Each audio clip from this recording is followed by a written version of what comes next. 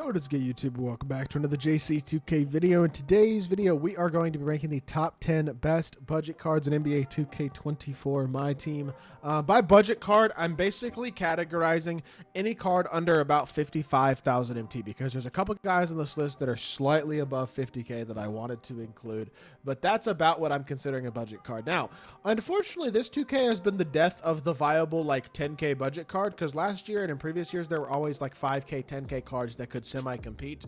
This year, that just doesn't exist anymore since the gambling stuff happened, unfortunately, and it is what it is. But unfortunately, none of these guys are insanely cheap, but it just is what it is. Starting at number 10, we got Walker Kessler. I like this Kessler card. I think he's fine. I think he's a good stretch big.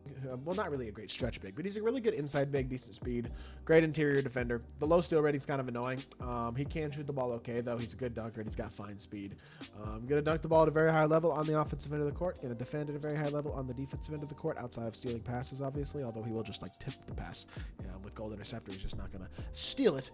But could use some shooting badges. Release is not phenomenal. SIGs certainly aren't the best of the best, although I will say the pro dribble style's semi-okay.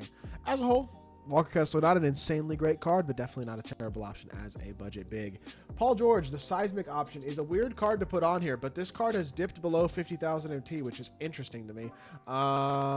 He's right at 50,000 MT, 52,500. A 6'8" shooting guard who's got speed, shooting, dunking, defense, statistically very complete, badge-wise, still a pretty good versatile card. Yes, he doesn't have movable enforcer, but overall, like, I know he's only a pink diamond. I know his animations aren't unbelievably great. I understand his release is only on normal, but PG is really good still. He's still a very solid option as a shooting guard. I think in terms of budget shooting guards, you're really not going to get much better than a 6'8" card with this type of versatility. Obviously, the animations could be a little better, but I still think he does deserve a top 10 spot. And sure, the next PG will probably be gambling only. It will probably be an absolutely insane option, but unfortunately, I'll probably never get that card. Pink Diamond Asar Thompson is who I have at number 7 or number 8. Honestly, putting this Asar over PG feels kind of weird to me, but I will say defensively, this card is absolutely exceptional. Offensively, he's certainly not bad either. He could use some extra shooting badges. Things like Agent 3 blinders, limitless range would really help unlock him offensively. In terms of his ability to shoot the ball from range, I think that'll definitely help. But release is not insane or anything like that. I don't know. It's just... it's not all that. He's not an incredible card because he is limited as a shooter and a little bit as a playmaker as well. SIGs could just be a little bit better, all that type of stuff.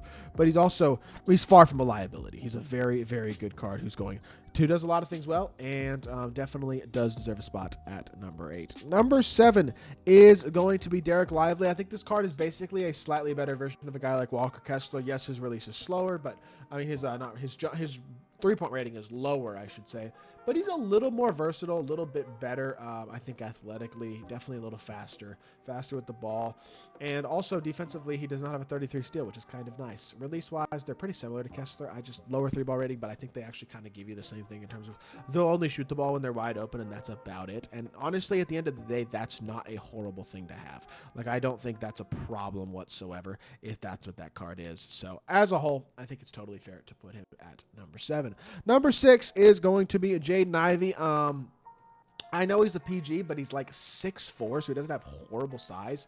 And then he's got really complete gold badges and Hoff badges as well, obviously. But having gold and movable enforcer is kind of a big deal. Overall, he comes very, very complete. I mean, yes, he could use Agent 3, he could use Brick Wall, but generally speaking, he's got pretty much everything else. He's super fast, good shooter, great dunker, good defender, and has a fast release as well, even on normal Pro 2 Fade as well. So some pretty go-to SIGs. As a whole, there's a lot to like about Jaden Ivey. I think he's a really, really solid card, and I think number 6 is a pretty fair spot for him for these budget cards.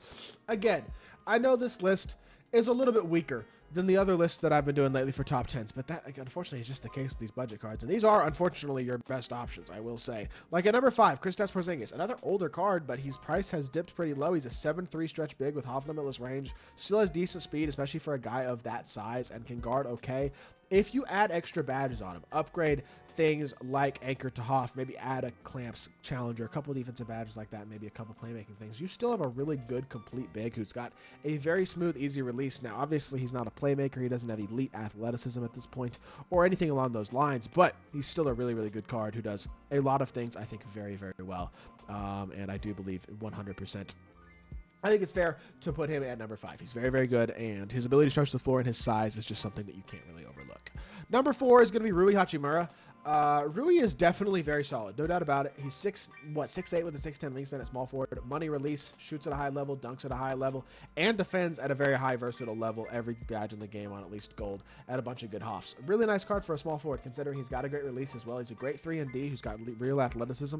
Now, yes, his SIGs aren't very good. That does hurt the card. He's not much of a shot creator whatsoever, but everything else is really solid besides his playmaking ability. So I think with an elite release as well, which he really does have, even on normal, I still think Rui's jumper is awesome.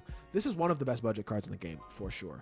Number 3 is going to be Alexis Pokuševski, 7-footer. Animation wise, wouldn't say his release is quite as elite as Rui's, but it's real close. Honestly, it might be as good. It is on quick as well. CP dribble style is not a bad one. Has a good push cross. He's a good finisher.